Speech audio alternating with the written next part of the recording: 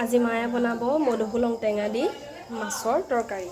এয়া দেখিছে মায়ে মাছ ভাজি আছে আৰু তাৰ পিছৰ প্ৰচেছখিনি আমি দেখুৱাই আছোঁ।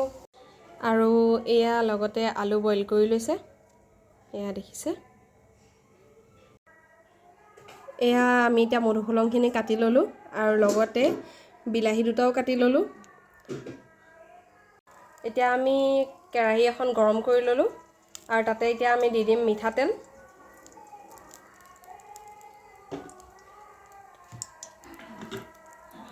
আৰু লগতে এতিয়া দিম শুকান জলকীয়া আৰু পাঁচফোৰণ।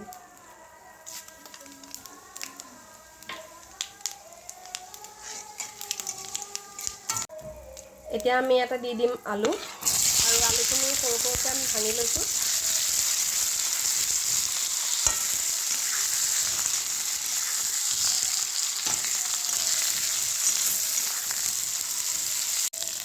আৰু আলুখিনি অকণ ৰঙা হোৱালৈকে আমি ভাজি ল'ম। এতিয়া আমি ইয়াতে দি দিম হালধি আৰু নিমখ সোৱাদ অনুযায়ী। তাৰপিছত ভালকৈ গোটেইখিনি মিহলাই ল'ম।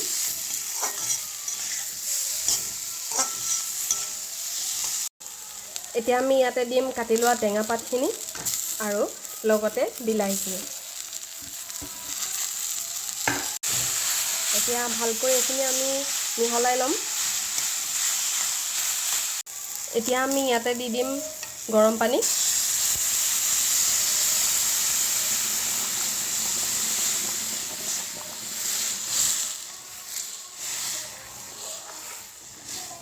আৰু এয়া ভালকৈ মিহলাই লৈ তাৰপিছতে আমি 5-10 মিনিটমান উতলিবলৈ দিম।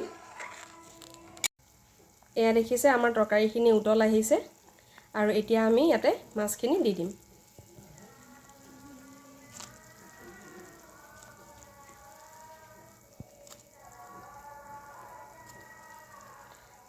আৰু এইখিনি এতিয়া ভালকৈ আৰু 5 মিনিটমান উতলিবলৈ দিম।